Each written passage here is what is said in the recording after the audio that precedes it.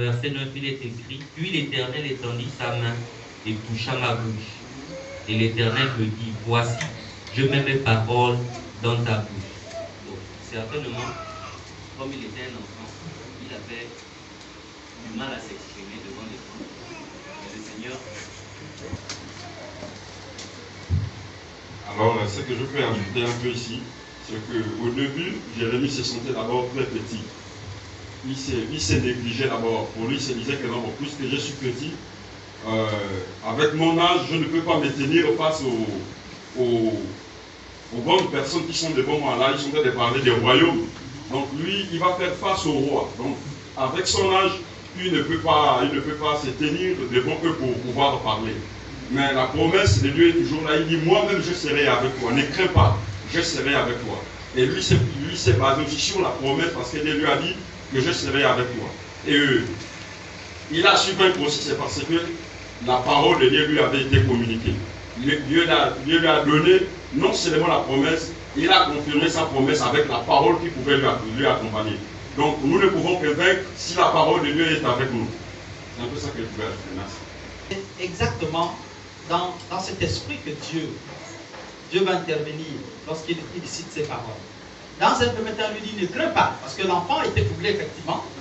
Et après maintenant, voilà ce qu'il va faire avec lui, où il le rassure comme je crois Élisée avait rassuré à son frère qui était là, il dit mais voilà, ne crains pas ces gens que tu vois, parce que ceux qui sont autour de nous sont plus nombreux que ces gens-là. Vous voyez? Mais Dieu ne lui fait pas ça. À Jérémie, Dieu ne fait pas ça. Dieu dit, par contre, il dit ne crains pas. Ne tremble même pas devant ces gens. C'est vrai qu'ils sont nombreux, ils ont tout, etc., etc. Mais il va toucher sa bouche. Il touche sa bouche et il met ses paroles à lui, les paroles de Dieu, dans la bouche de cet enfant. Et c'est là que, n'est-ce pas, il lui dit maintenant je t'établis. Il dit je t'établis. Il établit pourquoi? Dans un premier temps, n'est-ce pas, pour être non seulement supérieur à ces nations, donc au-dessus de ces nations, mais pour arracher. Il dit je t'établis pour arracher. Alléluia. Il dit je t'établis pourquoi? Je t'établis pour abattre. Je t'établis pour abattre. Je t'établis pour ruiner. Il dit je t'établis pour détruire. Tu as la capacité de détruire. Je t'établis, n'est-ce pas, pour bâtir aussi. Mais je t'établis pour planter. Vous voyez? Est-ce que vous voyez toutes les capacités qu'il lui donne? Mais il ne lui donne pas à Jérémie ses capacités en lui accordant une arme physique, etc. Il lui donne la parole de Dieu. Est-ce que vous voyez l'importance de la parole?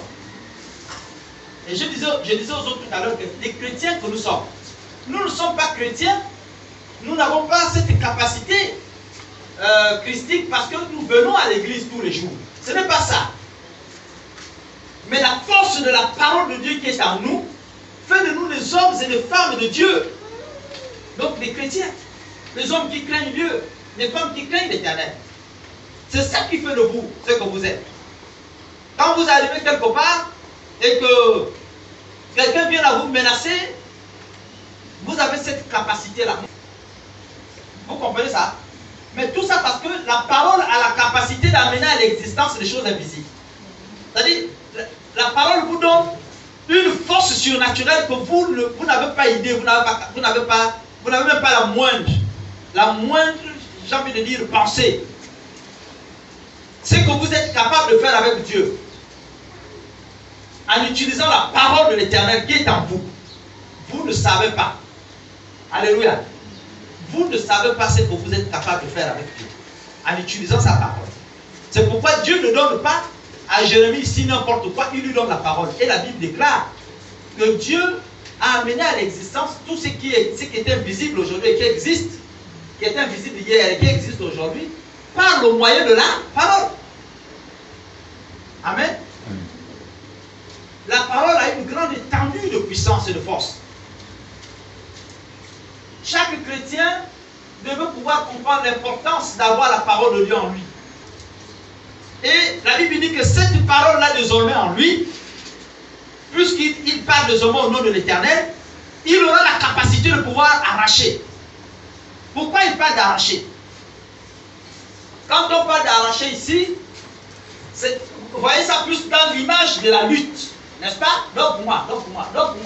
Est-ce que vous comprenez? Vous voyez ça plus dans l'image de la lutte. Donc la vie chrétienne n'est pas un fleuve tranquille, c'est un fleuve de lutte.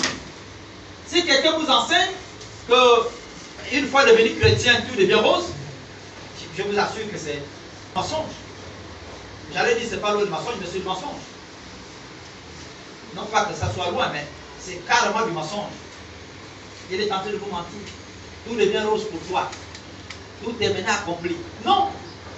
Non. C'est une vie de lutte. Vous devez arracher. Alléluia. Amen. Oui. Ton mariage, tu dois pouvoir l'arracher. Tu luttes. Tu dis, Seigneur, mon mari là, c'est pour moi que tu as donné. Au nom de Jésus. C'est lui que tu as décidé qu'il soit pour moi là. Il restera là et il viendra m'épouser. Je l'appelle au nom puissant de Jésus. Et il va venir. La femme, c'est la même chose. Nous autres, on a fait l'expérience d'appeler nos mariages d'abord par la prière, en confessant la parole de Dieu. J'ai dit, Seigneur, prépare déjà celle qui sera ma femme, pour que quand j'aurai à chercher, je ne souffre plus à chercher. Donc la soeur tombe amoureuse, là, le prophète avait déjà parlé. Il faut parler, appeler. Alléluia. La parole a cette capacité. La parole a cette capacité de pouvoir, n'est-ce pas, vous aider à pouvoir arracher. Il vous suffit de confesser. Amen.